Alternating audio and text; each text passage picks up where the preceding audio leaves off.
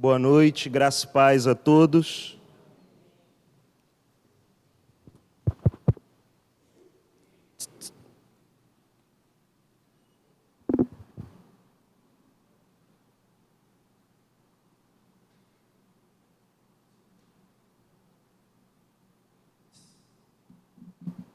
Agora sim, né? Acho que antes também já tinham me ouvido, né? Graças a Deus. Virou uma piada interna esse negócio de uso de microfone comigo aqui, né? Que o Espírito Santo possa deixar nossos ouvidos abertos para receber todo o desígnio de Deus na igreja, a cada um que Ele mesmo escolheu, apontou para estar aqui essa noite conosco. Amém?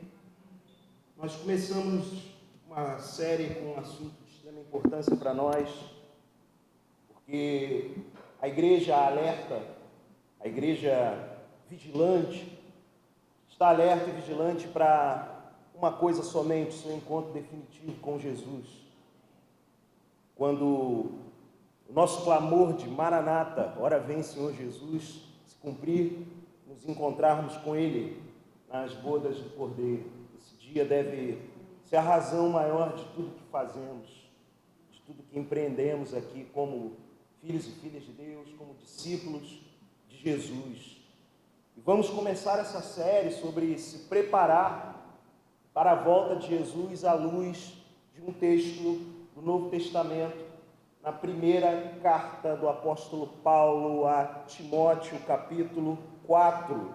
Abra, por favor, a Bíblia em 1 Timóteo, capítulo 4, e vamos ler juntos dos versos 1 a 5. Por gentileza, quem puder, fique de pé, por favor. Uma vez que o título dessa série é Igreja Alerta, cabe estarmos, portanto, com essa postura alerta, de pé, ouvindo a palavra de Deus. Primeira Epístola de Paulo a Timóteo, capítulo 4, versos 1 a 5.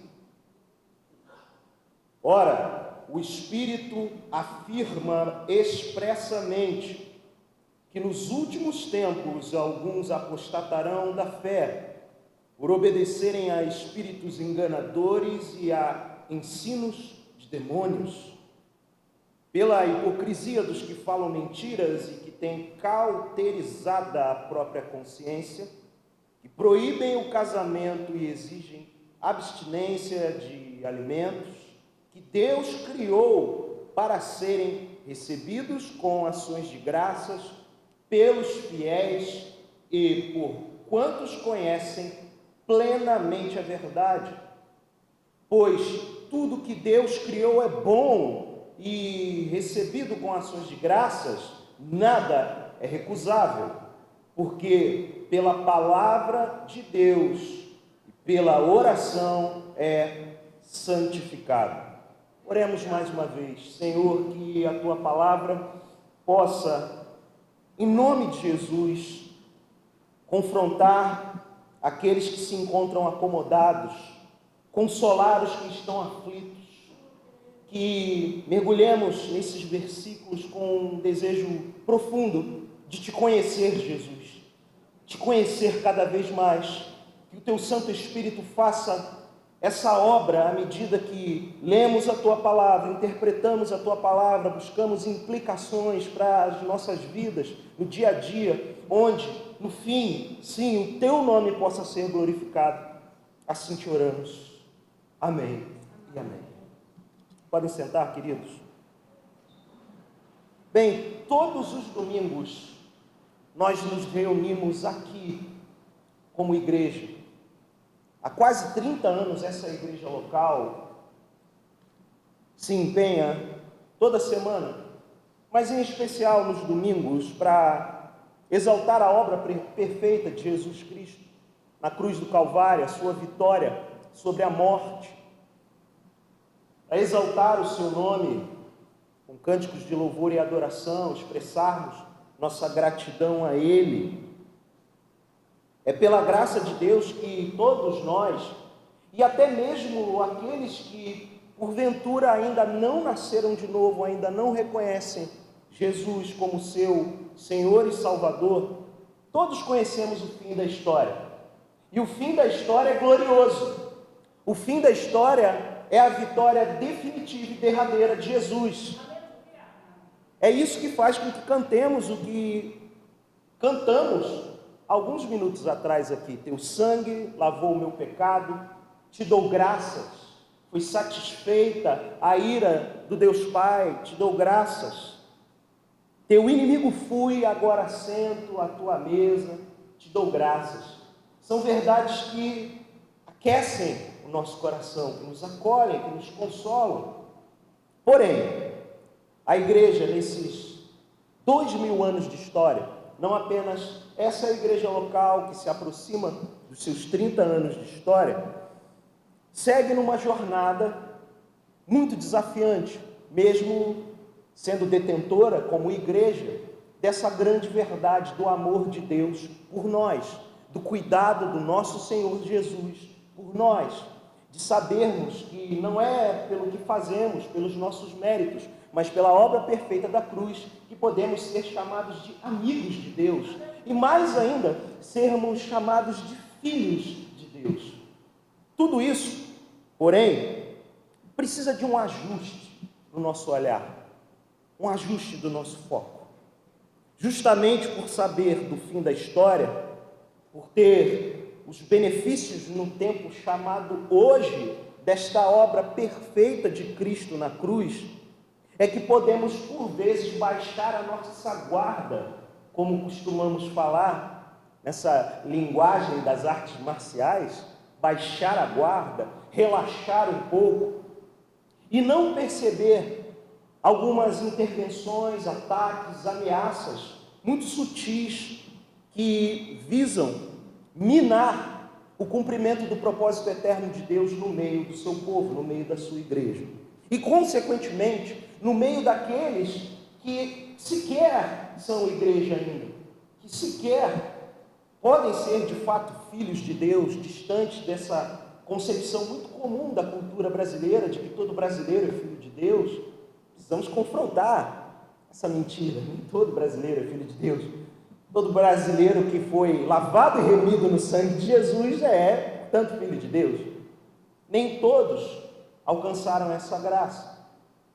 E precisamos, portanto, ajustar muito bem o nosso olhar nesses dias maus para nos posicionarmos contra as sutilezas do nosso inimigo.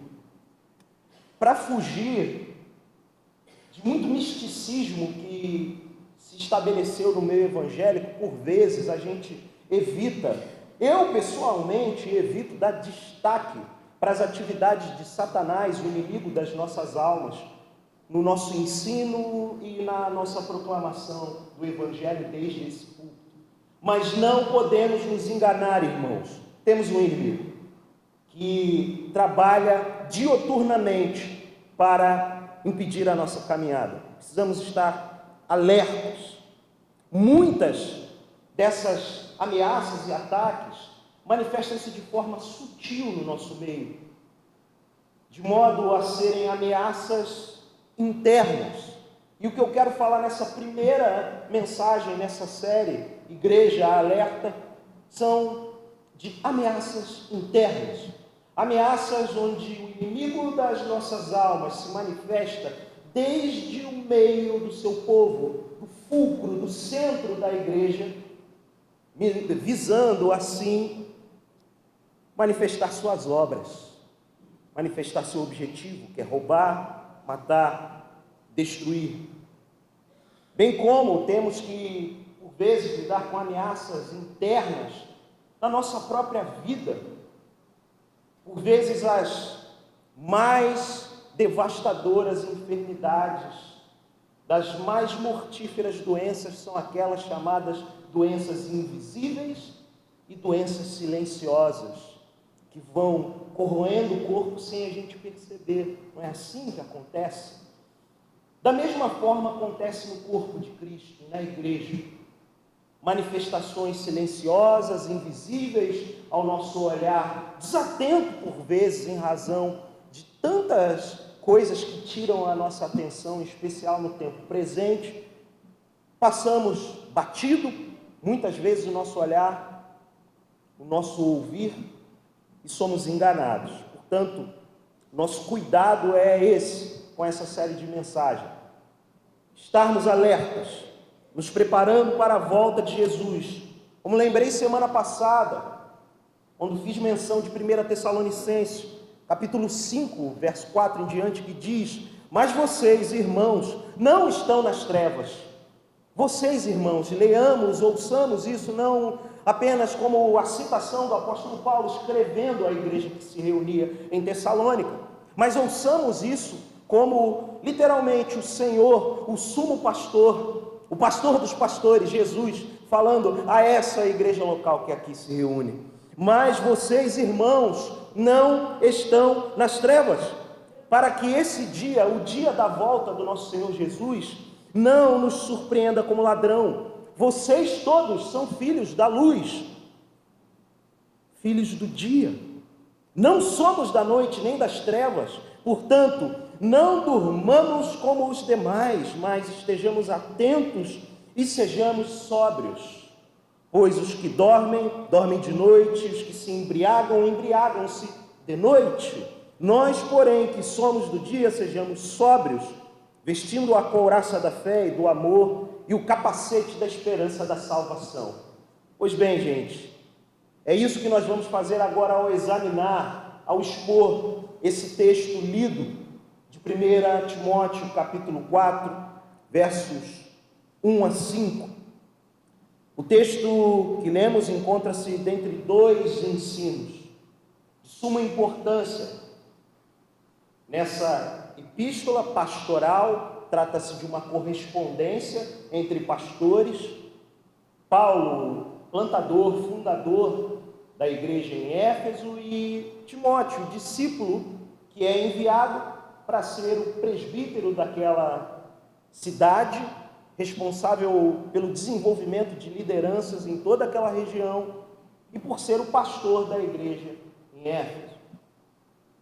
Nessa correspondência e dentro do contexto em que o texto foi lido aqui, temos que considerar o que vem logo antes, no final do capítulo 3, a exaltação de Jesus, nas palavras do apóstolo Paulo, onde é revelado o grande mistério da piedade, ou o que de fato é a verdadeira fé cristã. O texto diz, em 1 Timóteo 3,16, evidentemente grande é o mistério da piedade. Aquele que foi manifestado na carne, foi justificado em espírito, contemplado por anjos, pregado entre os gentios, crido no mundo e recebido na glória.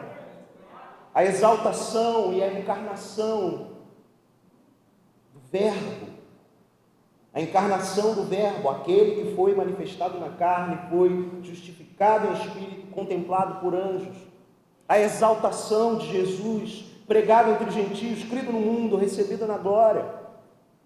E logo depois dos versículos que vão ser o alvo da nossa exposição, ou seja, a prática de ler verso a verso, interpretar e buscar uma aplicação prática para a nossa vida, do verso 6 até o verso 16 desse capítulo 4 de Timóteo, vemos as instruções que apontam para o perfil de um pastor fiel. Portanto, vemos logo no final do capítulo 3 de 1 Timóteo, o sumo pastor encarnado e exaltado. E na sequência dos capítulos 6 a 16 de 1 Timóteo 4, o perfil de um pastor, um presbítero, salvo pelo sumo pastor Jesus, justificado, regenerado e eleito, colocado pelo próprio Senhor como pastor de uma igreja, como deve ser o perfil dele. E os versículos que lemos aqui agora, vamos examinar, são um verdadeiro alerta. E eu quero que você pense numa coisa: se essas palavras são necessárias de atenção, ligam o alerta para um pastor de igreja. Creio que são palavras que devem acender o maior luminoso possível para nós, membros da igreja local, membros do corpo de Cristo, discípulos de Jesus, gente que quer seguir a Jesus, que quer se parecer com Jesus. Mais do que necessariamente uma correspondência entre pastores, em especial essa curta sessão, esses 5 versículos que vamos ler, mostram para nós que o falso ensino é uma ameaça disfarçada na boca de gente de dentro da igreja que precisa ser combatido. Veja, o falso ensino precisa ser combatido com a verdade sobre o Senhor Jesus. É isso que o texto em tela, o texto que vamos examinar, visa ensinar a nós. Que o Senhor nos ajude essa noite, no amor do seu nome. Vamos ler, por favor, apenas a parte A, mais uma vez, com bastante atenção, do versículo 1, a metade do versículo 1, do capítulo 4 de 1 Timóteo. Vamos ler juntos. Ora, o Espírito afirma expressamente que nos últimos tempos alguns apostatarão da fé. O primeiro alerta e o primeiro ensino que eu quero explorar com vocês aqui, na metade do versículo 1 do capítulo 4 de 1 Timóteo, é o risco da apostasia. E é necessário elucidar o que significa a palavra apostasia. Talvez a melhor forma de adaptar a expressão para os ouvidos contemporâneos seja desvio. Apostasia, a grosso modo, significa desvio ou abandono. No entanto, que algumas versões vão traduzir dessa forma. Alguns se desviaram da fé, alguns abandonaram a fé. Porém, reparem, irmãos, que a passagem logo depois, porque sempre temos que pensar nisso, o texto lido, ele está dentro de um grande contexto. É uma epístola, é uma carta, uma correspondência. E os assuntos aqui, eles estão relacionados. Por mais que o apóstolo vá tratando de subtemas, à medida que ele avança na carta, existe um grande tema central por todo o texto que nós lemos. O tema visa, portanto, apontar, de fato, para quem é o Senhor Jesus, quem é Deus. Por isso, ao ligar um alerta ao jovem pastor Timóteo, Paulo afirma: ora, o Espírito afirma. Percebam o cuidado do próprio Espírito de Deus para chamar a atenção do pastor daquela igreja local, a cidade de Éfeso, uma metrópole dentro do cenário greco-romano, do primeiro século da era cristã, embebida em relativismos dos mais variados.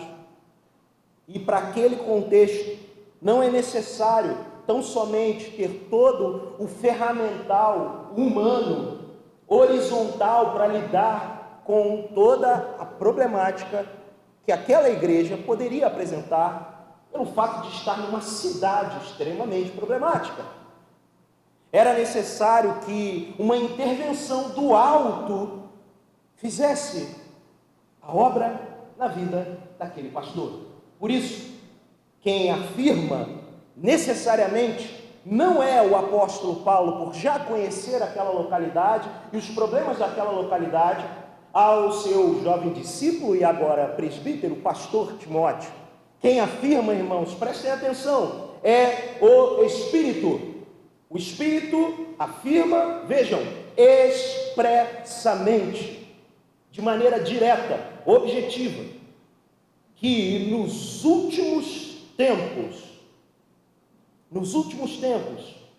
começaram desde a exaltação de Jesus, registrada no capítulo 1 de Atos dos Apóstolos. Os Os últimos tempos, necessariamente, não podem ser compreendidos aqui como a cronologia humana com a qual nós estamos habituados, mas os últimos tempos que já começam a contar quando Jesus é assunto aos céus e é colocado à destra de Deus Pai, à destra de Deus, governando, reinando, vitorioso desde já. Os últimos tempos aconteceram quando essa carta foi escrita entre os anos 60 e 70 depois de Cristo e continuam ainda em 2022. Os últimos tempos continuam. Os últimos dias estão aqui diante de nós, como também estavam diante de Timóteo. E percebam o que acontece nesses últimos dias e vamos ajustar à medida que mergulhamos no texto, ajustar a nossa compreensão e buscar a relação com o que vivenciamos e testemunhamos hoje no nosso cenário de igreja. Nos últimos tempos, alguns, percebam, não todos, alguns apostatarão da fé. Alguns se desviarão da fé. Nos últimos tempos, alguns abandonarão a fé. O Espírito, portanto, afirma uma realidade que aquele pastor precisava saber, que aquela igreja precisava saber. Alguns, não todos, apostatarão, se desviarão, abandonarão a verdade. O que acontece, portanto? Desviarão dos caminhos em que foram instruídos, porque se eles apostatam, se desviam, abandonam, é porque em algum momento eles acreditaram, em algum momento eles endossaram as verdades da fé, em algum momento eles tiveram fé de fato. O desvio não é do que se declara contrário à fé, senão não seria desvio, seria apenas a afirmação: eu não creio nisso. Se ele apostatou é porque esses, alguns, apostataram é porque em algum momento creram, em algum momento tiveram fé. Quando isso acontece? Naquele contexto, no hoje, no agora, nos últimos tempos, não é apontando à frente, é os últimos tempos que eles já viviam naquela realidade e, como falei anteriormente, já começa a contar o relógio dos últimos dias. Da mesma forma que nós hoje devemos ouvir isso e olhar ao nosso redor e ver a realidade do abandono e do desvio da fé aos nossos olhos. E quem são esses? Alguns de nós saíram do meio da igreja. O Espírito afirma expressamente que nos últimos tempos, alguns apostatarão da fé. Portanto, nessa primeira ênfase de ensino que eu quero compartilhar com você, é necessário termos o nosso alerta ligado, porque existe o risco da apostasia. O risco da apostasia é real. Pessoas de dentre nós podem se desviar. Eu vou ser bem mais enfático. Eu posso me desviar da fé. É muito fácil apontar para outro. Eu posso me tornar um falso mestre. Eu posso me tornar um falso pastor, porque eu sou um pecador. Fui destituído da glória de Deus. Careço da glória de Deus. Preciso pregar o Evangelho, como dizia João Calvino, um reformador, a mim mesmo todos os dias, endossando uma palavra atribuída a Martim Lutero. Jean Calvin, reformador francês, sempre falava: necessário é que eu pregue o Evangelho para mim mesmo todos os dias. E é isso que eu busco fazer para não ser um que se apostata, um que se desvia, um homem que se perde e abandona a fé. O segundo ensino que eu quero enfatizar: a apostasia acontece por uma causa, e a causa da apostasia é a mentira. E agora nós vamos ler uma seção um pouco maior, da metade onde paramos, do verso 1 até a primeira metade do verso 3, que diz assim: por obedecerem a espíritos enganadores e a ensinos de demônios. Alguns apostatarão da fé, por obedecerem a espíritos enganadores e a ensinos de demônios. Versículo 2. Pela hipocrisia dos que falam mentiras e que têm cauterizada a própria consciência, que proíbem o casamento e exigem abstinência de alimentos. A causa é a mentira que é obedecida. O desvio não é um ato de rebeldia tão somente a Deus. Antes de se tornar rebeldia a Deus, o desvio, a apostasia, é uma obediência. Mas uma obediência à mentira. Uma obediência ao engano. Eles obedecem ao quê, irmãos? Vejam que o texto é claro, é expresso, porque o Espírito Santo deixa de forma evidente a causa da apostasia. Espíritos enganadores e a ensinos de demônios. Espíritos enganadores e ensinos de demônios. Verso 2. Pela hipocrisia dos que falam mentiras e que têm cauterizada, como que mortificada, anestesiada, a própria consciência. Percebam a relação entre a hipocrisia, a mentira e a cauterização, a mortificação, o anestesiar da consciência. Porque por vezes a ideia da hipocrisia, em especial dos incrédulos, do olhar cético do século presente para nós, é que todo cristão necessariamente é um hipócrita, porque simplesmente quer viver uma vida que agrada a Deus e que é contrária aos valores do século presente. E aí, por vezes, essa pecha de hipócrita cai sobre o cristão. Mas é necessário sempre frisar que hipocrisia é simplesmente uma máscara onde o que é falado não é traduzido no que é vivido. Portanto, nós não devemos aceitar a pecha de hipócritas por causa da nossa fé e do testemunho que buscamos dar para a glória de Deus. Não! Devemos entender que hipocrisia é falar uma coisa, afirmar uma coisa e não viver de acordo com ela.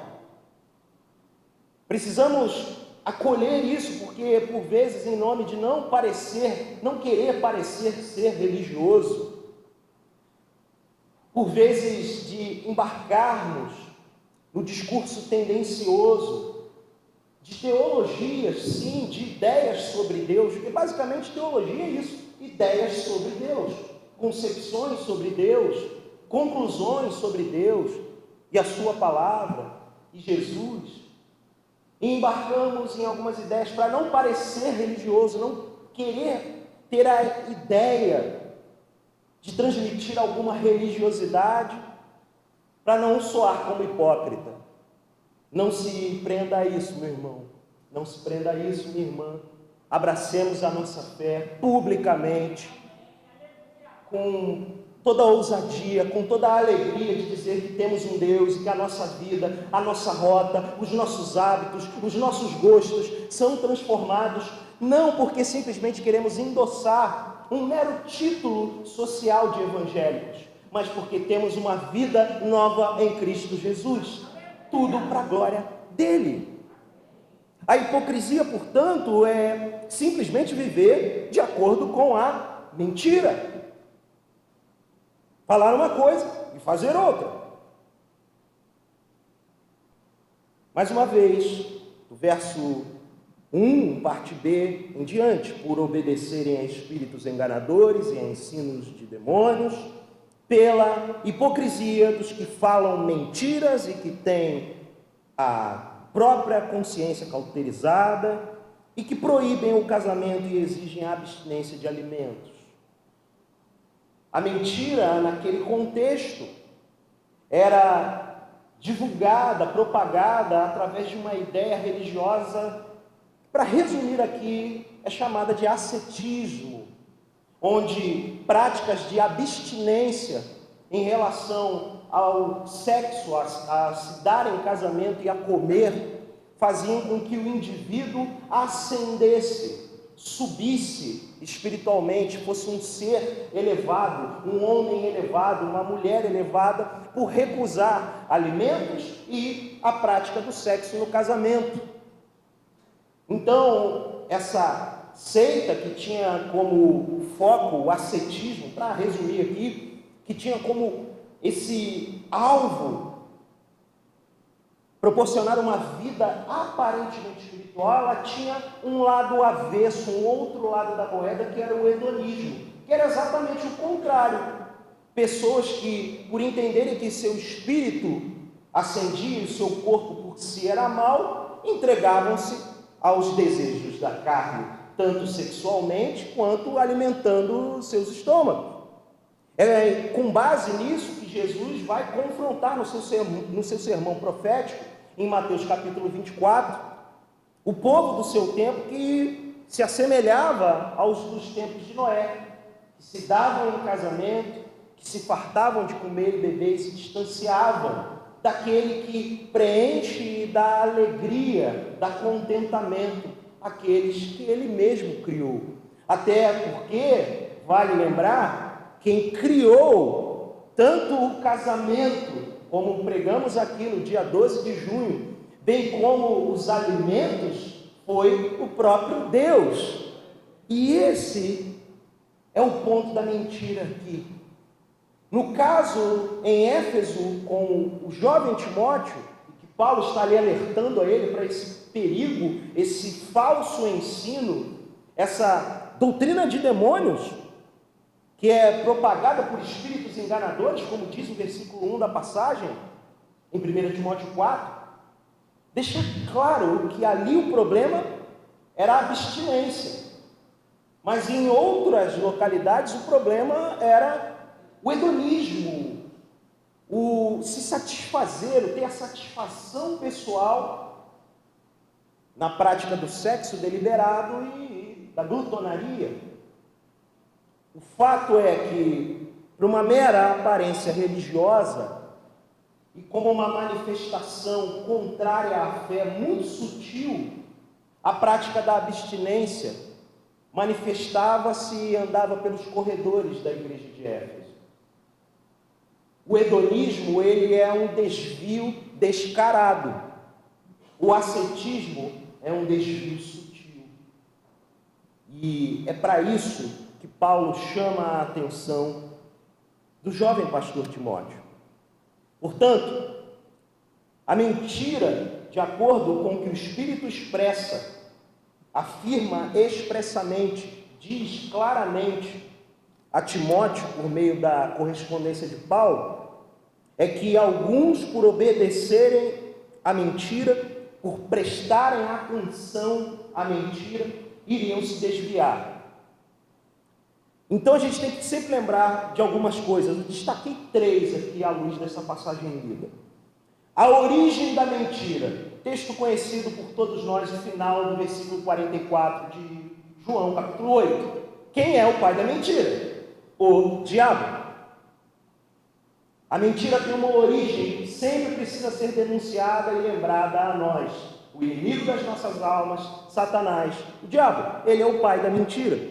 Qual é, dentro do texto que lemos, portanto, a fonte de onde brota essa mentira produzida no inferno pelo diabo?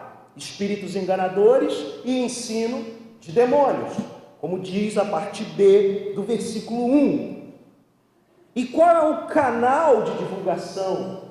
Quem é o propagador? E usando a linguagem do marketing digital, quem é o viralizador da mentira? São os falsos mestres. Os falsos mestres. Como eu afirmei anteriormente, digo mais uma vez, o falso ensino é uma ameaça disfarçada na boca de gente desde dentro da igreja, que precisa ser combatido com a verdade sobre o Senhor Jesus. A igreja alerta precisa estar alerta contra falsos mestres. O tempo todo. Porque, lamentavelmente, por mais que haja um esforço hercúleo por parte do púlpito da igreja, de evitar, de lutar, de se empenhar, estudar, orar, conferir uns com os outros o que está sendo pregado. E quando me refiro a pregado, irmãos, não é apenas no púlpito dominical, é o que é manifesto nas reuniões de quarta-feira, no encontro de oração, onde existe uma dedicação de 30 minutos de pregação da palavra de Deus, onde jovens e senhores estão se empenhando para servir a igreja, pregando o Evangelho, nos encontros das irmãs, no encontro específico dos homens, com as crianças, elas estão ouvindo o Evangelho lá, e existe todo um esforço e empenho para que não entre falsa doutrina. Os jovens, nós começamos ontem, nos propomos a uma grande jornada no Evangelho de Marcos, para as próximas semanas, talvez meses. Eu não quis determinar uma data final, porque eu quero que o Espírito Santo nos conduza nessa jornada verso a verso, sem pressa, para que a gente detenha todo o desígnio de Deus no Evangelho de Marcos. Porém, com tudo isso, gente, com todo esse esforço, por vezes somos surpreendidos com irmãos e irmãs queridos, queridas entre nós, gente antiga na fé, por vezes gente que tem até mais tempo de fé do que eu, que ouvem, admiram, apreciam, endossam, divulgam falsos ensinos, falsos mestres. Eu procuro ter uma ênfase, à medida que prego a palavra com os irmãos e irmãs aqui, já há provavelmente 8 meses seguidos nessa igreja local, de sempre destacar a beleza da glória do nosso Senhor Jesus, de sempre exaltar o que é bom, ou seja, quem é bom senão o nosso próprio Deus? Porém, como vamos ter claramente, de forma nítida, cristalina, a visão do nosso Deus bondoso, se permitirmos correr entre nós a propagação, e creio, por vezes ingênua, por vezes sem nenhuma má intenção, mas porque ouvi uma palavra que funciona como aquele cobertor quentinho, que acalenta a alma, que faz bem, porque afinal de contas, quem não quer ouvir que é amado por Deus, que é filho de Deus? Todo mundo quer, mas aí o falso ensino vai se manifestando, independente do que você faz, você é amado por Deus. E aí, toda essa mensagem muito sutil e enganosa vai modelando a nossa consciência, vai formando os nossos hábitos, e quando menos esperamos, estamos nos desviando da fé. Por isso, igreja, alerta! Igreja, alerta! Porque qualquer ensino, qualquer doutrina que aponte para um caminho que nos distancia de todo o desígnio de Deus, como diz Paulo na sua despedida aos irmãos de Éfeso mesmo, afirma em Atos 20, 27, não deixei de pregar e ensinar todo o desígnio de Deus. Nós não podemos, como igreja alerta, deixar de falar de todo o desígnio de Deus. E nesse tempo de preparação para a volta de Jesus, nesse tempo onde ansiamos que Jesus volte, precisamos nos alertar, nos posicionar contra os falsos mestres. Isso não é um problema novo. O primeiro manual, além da Bíblia, escrito para discipular novos cristãos, era chamado de didaquê, ou o ensino ou a instrução dos 12 apóstolos. E existe um versículo, uma linha, um parágrafo, nesse manual de ensino e discipulado da igreja primitiva, lá dos primeiros séculos da fé cristã, que afirmava o seguinte, trecho desse ensino atribuído a Atanásio de Alexandria, que diz: aquele que ensina o que é perverso e expõe outras doutrinas para demolir, não deve receber atenção. Não deve receber atenção. O falso mestre não deve ter a atenção da igreja, irmãos. Por isso, nosso esforço, nosso empenho de sempre alertar a igreja. E nessas próximas semanas, nas próximas 11 mensagens, nós vamos esmiuçar o que são falsos ensinos, o que são falsas doutrinas, quem são os falsos mestres.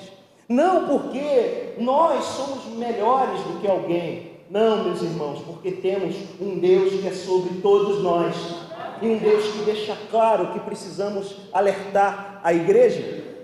Quando lemos passagens como essa em 1 Timóteo, capítulo 4, versos 1 a 5, é claro para nós que temos uma direção do alto, uma direção do Espírito, para evitarmos os falsos ensinos e os falsos mestres, porque eles agem lamentavelmente influenciados pelo diabo. E isso precisa ser deixado claro para todos nós. Nossos inimigos não são esses falsos mestres ou falsas igrejas, irmãos. Nós não combatemos a eles, nos posicionamos em guerra espiritual, em clamor, súplicas, mas ação de graças por saber que temos um Deus poderoso que nos dá a sua palavra para trilhar o caminho da fé. Qual é o conteúdo da mentira? Eu falei, portanto, da origem, da fonte, do canal viralizador da mentira, mas qual é o conteúdo da mentira? Tudo aquilo que distorce a bondade e a palavra de Deus, irmãos. Vale lembrar, primeiro falso ensino, manifesto pelo primeiro falso mestre da história, a serpente, em Gênesis 3, de 1 a 5. Eu não vou ler, mas lembramos bem da história. O ardil, a sutileza para conquistar o coração e a consciência de Eva. Por que você não faz o que você quer? O resumo da história e do ardil ali é esse. Ora, por que você não faz o que você quer? Por que você não é feliz? Afinal de contas, todos temos que ser felizes. Cuidado, irmãos, igreja, alerta. Estejamos alertas contra o falso ensino. O falso ensino, por vezes, manifesto dentro da igreja, vai ter aparência de piedade, vai ter aparência de religiosidade, mas vai nos desviar. Precisamos nos lembrar das palavras de Jesus em Mateus 15, 16 em diante, que diz: ouçam e entendam. Mateus 15, 11, na verdade. O que entra pela boca não torna o homem impuro, mas o que sai de sua boca, isso o torna impuro. Por que, meu irmão, minha irmã? Porque o ser humano é intrinsecamente mau, é internamente mau. Todos, como já falei aqui em outras mensagens, viemos ao mundo com o DNA corrompido, comprometido, espiritualmente falando, existencialmente falando, psicologicamente falando. Viemos para cá corrompidos até fisicamente falando, porque quando Deus criou Adão e Eva, não os criou para a morte. Mas por causa do ardil de Satanás, a morte se tornou um selo da desobediência, do desvio e do pecado na humanidade. Todos nós viemos comprometidos. Portanto, internamente somos maus. E internamente precisamos de uma intervenção do Senhor na nossa vida. E aqui eu parto para a reta final do exame nesse texto, vendo que a verdade é o antídoto contra a mentira. E o que é a verdade? Vamos ler versos 3, a segunda parte, até o 5. Deus criou para serem recebidos, ou seja, casamento e alimentos. Deus os criou para serem recebidos de que forma? Com ações de graças pelos fiéis e por quantos conhecem o que? Plenamente a verdade. Pois tudo que Deus criou, o Evangelho agora, irmãos, é bom. Tudo que Deus criou é bom. E recebido com ações de graças, nada é recusável, porque pela palavra de Deus e pela oração é santificado. esse processo de santificação da vida de quem nasceu de novo por causa da morte e ressurreição de Jesus, faz com que o indivíduo lide com o que come, o que bebe, com a sua relação conjugal, com a liberdade que só pode ser garantida pelo nosso libertador, o nosso Senhor Jesus. Veja o destaque: eles conhecem plenamente a verdade. Deus criou alimentos e o casamento para serem recebidos com ações de graças pelos fiéis e por quantos conhecem plenamente a verdade. João 8,32: conhecereis a verdade e a verdade vos libertará. João 8,36: portanto, se o Filho os libertar, vocês de fato serão livres. Se o Filho vos libertar verdadeiramente, de fato, vocês serão livres. A liberdade não é conquistada como que um grito de liberdade individual, o grito iluminista que tomou conta desde a Idade Média de toda a consciência da humanidade, em especial do Ocidente. Todos vamos enchendo os nossos pulmões de um desejo de liberdade, mas essa liberdade, por mais que possa até usar o versículo, ela só é validada, ela só é chancelada, ela só é tornada realidade quando o Filho vos libertar. É Ele que tem o poder para isso. Ninguém, nenhuma ideologia, nenhuma filosofia, nenhuma suposta proposta de liberdade traz liberdade, a não ser aquele que nos livra do pecado, Jesus. Ele é o libertador. Precisamos guardar o nosso coração nessa direção. O conteúdo do que vemos, do que diz respeito à verdade, ele brota, em especial, da doutrina da criação e da doutrina da encarnação. Por isso eu falei da importância de lembrar do versículo 16 do capítulo 3. Paulo, em outras cartas, em outras de suas epístolas, lida com a dieta dos irmãos e com os relacionamentos conjugais dos irmãos. Porque parece que isso sempre foi problema naquele tempo. Só naquele tempo que foi problema, né? Parece que foi só naquele tempo. E Paulo, portanto, vai na doutrina da criação para colocar a igreja no eixo, para alertar o pastor daquela igreja, para que ela seja colocada no eixo, pela palavra, pela verdade, pelo conteúdo da verdade. E percebam que isso é afirmado duas vezes: a criação. Deus criou o casamento e os alimentos para serem recebidos com ações de graças pelos fiéis e por quantos conhecem plenamente a verdade, que conhecem a Jesus, que conhecem plenamente aquele que pode libertar. Verso 4: pois tudo que Deus criou é bom. Tudo que Deus criou é bom. Percebam a ênfase no Criador. Percebam a ênfase no autor, naquele que tem autoridade, não mediante autoritarismo, mas tem autoridade por ser aquele que criou. Um dos pais do iluminismo moderno, Immanuel Kant, diz que ser iluminado é ser livre das cadeias da tradição e da autoridade, é ser ousado para pensar por si mesmo. E essas palavras que soam bem para a sabedoria humana e até hoje para a sabedoria contemporânea, elas rompem a relação do ser humano com o seu Criador, por achar, por pressupor que a ideia de ser iluminado, de ter uma mente esclarecida, é um rompimento com a tradição, com o que é passado desde os nossos antepassados, com o que é transmitido, em especial com a ideia de autoridade. Mas esse falso ensino que por vezes se manifesta em algumas teologias precisa ser abatido entre nós. Precisamos reconhecer a nossa liberdade em Deus, não por nós mesmos, não por uma autonomia do nosso Criador, mas a nossa liberdade se dá à medida que reconhecemos que Ele é o Criador de todas as coisas.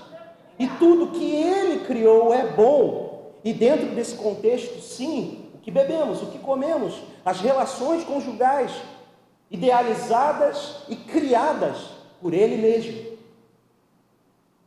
Precisamos guardar essa verdade no nosso coração e manifestá-la com uma linguagem, uma postura, que é a gratidão. E esse é um ensino do apóstolo Paulo para o seu jovem discípulo e pastor da igreja em Éfeso, Timóteo, que haja ação de graças, gratidão, perceba, pois tudo que Deus criou, verso 4, é bom. E como, portanto, deve ser a postura diante disso? Tudo que Deus criou é bom e recebido com ações de graças, nada é recusável.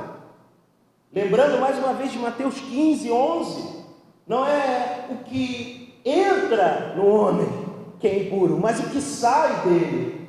O que recebemos do Senhor, tudo que Deus criou é bom. E como deve ser recebido? Com ações de graças. Meu irmão, minha irmã, gratidão a Deus não é ser educado com Deus, né? Aquela coisa da cortesia, da boa educação que recebemos em casa. Obrigado, né? Quais são as palavras? Por favor, obrigado, com licença. Foram as palavras assim que papai e mamãe sempre ensinaram desde pequeno, você precisa sempre falar. O problema é que de vez em quando eu confundi a ordem e quando usar. Mas não é dessa forma que lidamos com o nosso Senhor e Pai. Conquanto Ele tenha por vezes paciência de lidar com a forma por vezes desajeitada de orar que nós temos, o que Ele espera de gratidão de nós não é uma questão de educação, gentileza ou cortesia com Deus, mas render a nossa vida em ação de graças pela obra dEle, pela criação dEle, tem como objetivo glorificar o nome de Deus, que nada mais é do que o objetivo para o qual eu e você fomos criados, glorificar a Deus e encontrar alegria, contentamento, prazer nisso, viver para a glória de Deus. O que temos aqui, portanto, é a compreensão de um chamado a uma vida transformada, uma vida diferente, uma vida que diz não aos falsos mestres e seus falsos ensinos, é uma vida que consegue reconhecer o ensino que é verdadeiro, ou seja, que conhece plenamente a verdade, que é o nosso Senhor Jesus. Por isso o verso 5 diz que essa postura ela é feita por uma mediação, verso 5, porque pela palavra de Deus e pela oração é santificado. O que é santificado? Tudo que recebemos com gratidão que foi criado por Deus. E existe um meio de termos os nossos olhos transformados, os nossos sentidos transformados, acima de tudo a nossa compreensão transformada, para lidarmos com tudo que é criado por Deus e reconhecer que tudo é bom. E Deus proporciona isso a nós pela sua palavra e pela oração, por ouvir a Deus à medida que lemos a Sagrada Escritura e por responder a Deus com as nossas orações. O caminho da santidade, o caminho do Evangelho, o caminho daquilo que James Packer chamava de as verdades antigas que não podem ser esquecidas.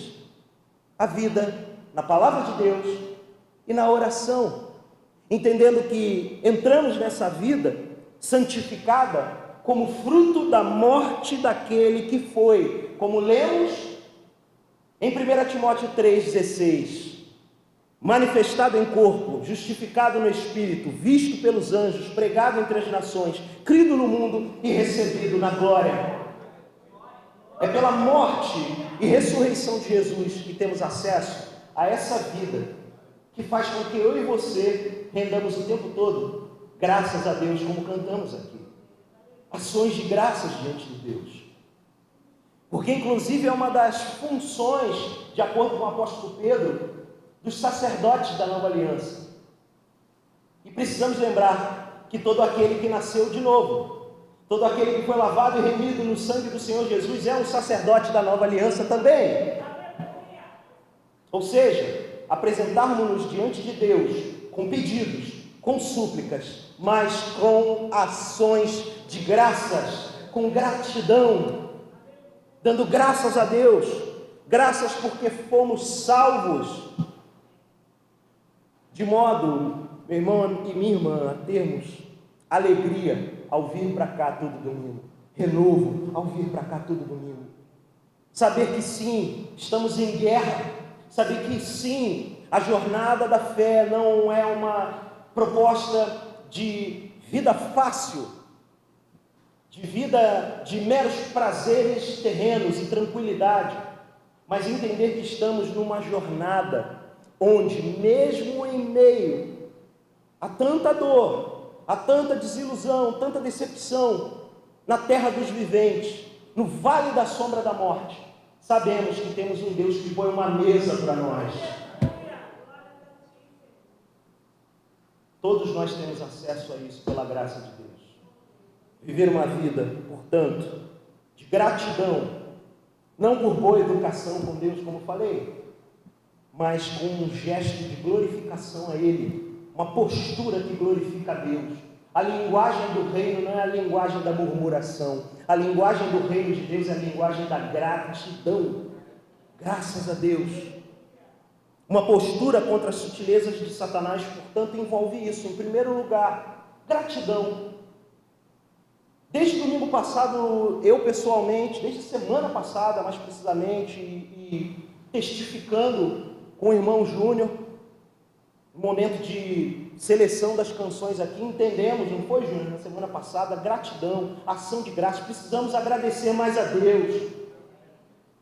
Precisamos agradecer. Eu sei que são dias maus, desde março de 2020, um período terrível para toda a humanidade. Nós, na nossa igreja, sofremos o impacto disso nas nossas vidas, mas mesmo assim, mesmo diante de tudo isso, temos que contar as bênçãos e dar graças a Deus por elas, em especial a bênção de sermos salvos pelo Senhor. Isso precisa mudar a nossa dinâmica de vida, a forma como lidamos com a vida, com o que Deus criou, com gratidão, com ação de graças, com uma vida que glorifica a Deus. E entender que essa postura, que portanto tem como um cartão de entrada, como um emblema de entrada a gratidão, dizendo não à murmuração, é fincada e firmada em dois fundamentos: a palavra de Deus, a sã doutrina, a sagrada escritura, e uma vida de oração, uma vida de comunhão com Deus, nessa disciplina espiritual graciosa, onde meros mortais, a despeito de serem pecadores, podem se achegar diante do nosso Deus santo e todo-poderoso e apresentar sua vida, suas súplicas. Eu e você temos acesso a isso. Eu e você somos profundamente alcançados pela graça de Deus. Isso tem que nos transformar para a glória dele mesmo, para a glória do nosso próprio Deus. Que em nome de Jesus, essa palavra introdutória nessa série possa firmar os nossos passos, nos preparando para o grande dia da volta do Senhor Jesus. Igreja Alerta não trata-se de uma série, portanto, alarmista, mas uma série que tem no seu objetivo nos preparar para a volta do nosso Senhor Jesus. E depois de alguns anos eu tenho revisitado muito o estudo e ensinos a respeito da volta do Senhor Jesus. E lembrado de que tudo que diz respeito à volta do Senhor Jesus culmina em adoração. O encontro com o Senhor Jesus, com tudo aquilo que antecede, que é mal. Como sabemos no próprio sermão profético de Jesus, o princípio das dores. Haverão dores antes da volta de Jesus. Temos que lidar com falsos mestres, falsos ensinos, o próprio diabo. Mas tudo isso, como eu falei no início dessa mensagem, nós sabemos, temos o privilégio de saber o final da história. E o final da história é glorioso. O final da história é uma grande festa de casamento. O final da história são as bodas do Cordeiro. O final da história é o nosso encontro definitivo com Ele. E isso tem que nos encher de alegria, contentamento, atenção, para nos prepararmos para esse dia. Você crê dessa forma? Então, por favor, fique de pé e vamos orar em gratidão a Deus.